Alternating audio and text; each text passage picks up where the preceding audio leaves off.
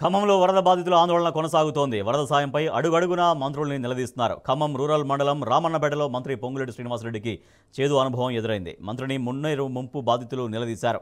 మంత్రి కారును అడ్డుకొని ముందుకు వెళ్లనివ్వమని, మాకు ఏ న్యాయం చేస్తారో చెప్పాలని నిలదీశారు. మంత్రి పొంగులేటి గత్యంతరం లేక పోలీస్ పైలట్ వెహికల్లో వెనుదిరిగి వెళ్లిపోయారు.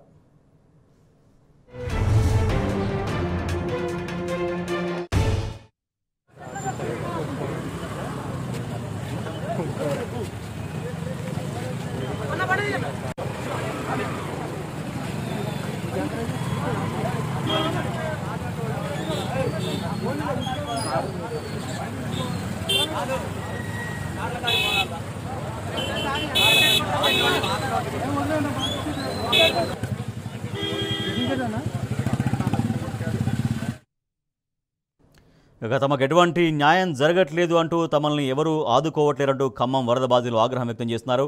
మంత్రి పొంగులేటి శ్రీనివాసరెడ్డిని అడ్డుకొని తమకు న్యాయం ఎట్లా చేస్తారో చెప్పాలంటూ డిమాండ్ చేస్తున్నారు. మా ప్రతినిధి సాంబశివరావు మరింత సమాచారం అందిస్తారు. సాంబశివరావు, మంత్రి పొంగులేటి శ్రీనివాసరెడ్డిని బాధితులు ఏమని నిలదీశారు? మంత్రి ఏం సమాధానం చెప్పారు వాళ్ళకి?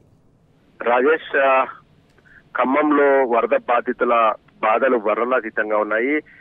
ప్రభుత్వం నుంచి అటర్ ఫెయిల్యూర్ అనే పరిస్థితుల నేపథ్యంలో కనీస సహాయాన్ని వారు కోరుకుంటున్నటువంటి పరిస్థితులలో ఉత్త చేతులతో వచ్చి ఒక పర్యటన చేసుకోవటం, ప్రతి పర్యటన కూడా ఒక రాజకీయ పర్యటన లాగా, ఒక విజయోత్సవ రాజలాగా ఉండటంతో ఎవరైతే వరద బాధితులున్నో వారందరిలో కూడా ఆగ్రహం పెల్లువికిపోతుంది.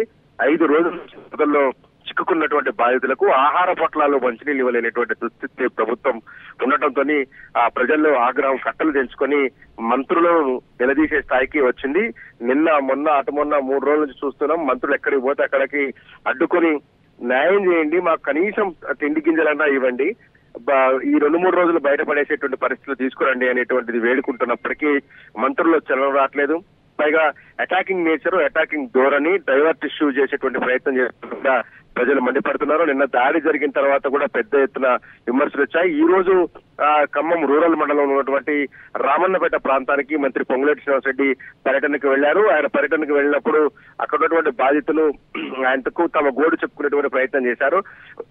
దానికి స్పందించినటువంటి పొంగులేటి చూస్తాం, చేస్తాం, అందరినీ ఆదుకుంటామని చెప్పారు తప్ప ఇప్పటి వరకు ఎవరికి ఏ సాయం చేయలేదంటూ బాధితులంతా కూడా కారు కడ్డం దిగిలి కాన్వాయ్ని ముందుకు పోయకుండా కూర్చున్నారు. మీరు ఏదో ఒకటి తేల్చాలి, చెప్పాలి, మా కార్యకర్తలు, మా నాయకులు అందరికీ న్యాయం చేస్తాం, మీరంతా మా మనుషులు అని చెప్తున్నారు తప్ప మీరు ఎవరికి ఏం న్యాయం చేయటం లేదు అంటూ స్పష్టంగా ప్రజలు ప్రశ్నించారు. ఈ రకమైనటువంటి పర్యటనలు మాకు అవసరం లేదు, మీరు రాజకీయ పర్యటన చేస్తున్నట్టుగా ఉంది తప్ప బాధితులను ఆదుకున్నట్టుగా లేదు అని కూడా అక్కడ ఉన్నటువంటి ప్రజలు ఆగ్రహం వ్యక్తం చేశారు.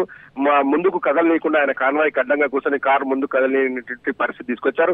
రావణపేట పరిస్థితి చాలా దుర్భరంగా ఉంది. ఖమ్మం నగరానికి ఆనుకునే ఉంటుంది, రూరల్ మండలంలో ఉంటుంది.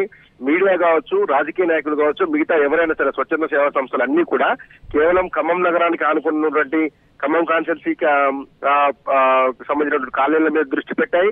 అట్లాగే రూరల్ మండలంలో కర్ణగిరి, జలగం నగరు, పెద్దతండ లాంటి వాటి మీద దృష్టి పెట్టాయి తప్ప దానవాయిగూడెం పైన ఉన్నటువంటి వాటి మీద ఎవరు దృష్టి పెట్టలేదు. అక్కడికి ఎవరు పోయినటువంటి నాదుడు కూడా లేదు. కనీసం అధికారులు, వీఆర్ఓ స్థాయి అధికారులు కూడా అక్కడికి వెళ్ళినటువంటి పరిస్థితి లేదు. దీంతో గత 5-6 రోజులుగా వాళ్ళ వర్ణనాతీతంగా ఉంది. వరద పట్టి ఇళ్లలోకి చేరి అక్కడే వాళ్ళు కాలం గడిపి మళ్ళీ ఇప్పుడు వరద నుంచి కోలుకునేటువంటి పరిస్థితులకు వచ్చారు. 5-6 రోజులు గడుస్తున్నప్పుడు కూడా శనివారం రోజు నుంచి వాళ్ళు ఇబ్బందులు పడుతుంటే కరెంటు లేక, మంచినీళ్ళు లేక, అన్నం లేక, ఉన్న వస్తువులన్నీ తడిసిపోయి కట్టుబట్టల మీద ఉన్నటువంటి వాళ్ళు ఇళ్లలో కూడా బట్టలు మార్చుకుందామంటే కూడా వాళ్ళకి బట్టలు లేనటువంటి దుస్థితి. ఇంత దుర్భరమైనటువంటి పరిస్థితిలో ఉంటే కూడా ప్రభుత్వం నుంచి సాయం రాకపోవడం, మంత్రుల పర్యటనలు అయితే మంది కరెంటు విషయం కావచ్చు, తర్వాత తాగునీళ్ల విషయం, వాటిని పునరుద్ధరణ చేయాలనేటువంటి పనులు ఏమన్నా అక్కడ జరిగాయా, మొదలవుతున్నాయా? రాజేష్, వాస్తవంగా అయితే అది చాలా చిన్న పని రాజేష్. ఎందుకంటే ఖమ్మం జిల్లా వ్యాప్తంగా వరద ఎఫెక్ట్ లేదు. జిల్లా వ్యాప్తంగా ఉన్నటువంటి గతంలో కేసీఆర్ గ్రామ పంచాయతీలకు ఇచ్చినటువంటి వాటర్ ట్యాంకర్లను, అట్లాగే ఆ ట్రాక్టర్ ట్రాలీలను కనుక ఇక్కడికి మొబిలైజ్ చేసి వాటి నుంచి నీళ్లు తీసుకొచ్చినట్లయితే కనుక వరద ప్రభావిత ప్రాంతాలకు కంటిన్యూగా మంచినీళ్లు సరఫరా చేసేటువంటి అవకాశం ఉంటుంది. అట్లాగే వాడుకోవడానికి సాధారణమైనటువంటి నీళ్లను కూడా ఇచ్చేటువంటి అవకాశం ఉంటుంది. కానీ ఎందుకో మంత్రులు కావచ్చు, తర్వాత అధికారులు కూడా ఒక నిర్లక్ష్యం కనపడుతూ ఉంది. రెండోది, కరెంటు విషయంలో ఆ కరెంటు అధికారులు ఇప్పటి వరకు పడిపోయిన పోల్స్ను రిపేర్ చేసే పరిస్థితి కూడా లేదు. కారణం ఏంటంటే వర్షం పడుతుందని చెప్తున్నారు. వర్షం ఇవాళ పడ్డది కానీ లాస్ట్ 2 days వర్షం కూడా లేదు. ఆ నేపథ్యంలో ఏరియాల వైజ్ గా సెక్టర్ గా ఏరియాల వైజ్ గా డివైడ్ చేసుకుంటూ పోతే నిన్న ఇవాళ 2 రోజుల్లో మొత్తం ఖమ్మం నగరం అంతా కూడా ఏదైతే ఎఫెక్టెడ్ ఏరియా అంతా కూడా కరెంటు పునరుద్ధరించేటువంటి అవకాశం ఉండేది. కానీ ఆ కరెంటు పునరుద్ధరించాలంటే ఆ పడిపోయినటువంటి వైర్లను సరిచేయాల్సి, దాని తర్వాత పోల్లు, తర్వాత ట్రాన్స్ఫార్మర్లను ఎక్కించాల్సి ఉంటుంది. కానీ అవేవి అందుబాటులో ఉన్నాయి. ఆ ట్రాన్స్ఫార్మర్ తీసుకొచ్చినటువంటి నాదుడే లేడు. ఆ వైర్లను సరి చేసేటువంటి దిక్కు లేకపోవడంతో కరెంటు కూడా రాలేదు. అసలు కమ్యూనికేషన్ వ్యవస్థ కూడా వాళ్ళకి దెబ్బతిని ఆగ్రహం వచ్చి మంత్రులు అడ్డుకుంటున్నారు, అధికారులను అడ్డుకుంటున్నారు.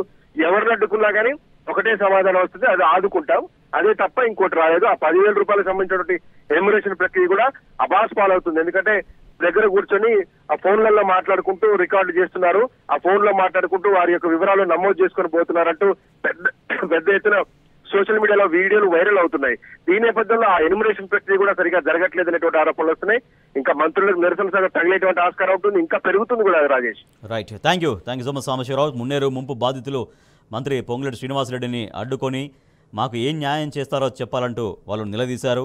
సో ఇప్పటికి కూడా వాళ్ళకు కావాల్సినటువంటి నిత్యావసరాల పంపిణీ కావచ్చు, తర్వాత ఇక్కడ విద్యుత్ వ్యవస్థ కావచ్చు, మంచినీళ్ళ వ్యవస్థను కావచ్చు పునరుద్ధరించకపోవడం పట్ల వాళ్ళు తీవ్ర ఆగ్రహం వ్యక్తం చేస్తూ ఉన్నారు.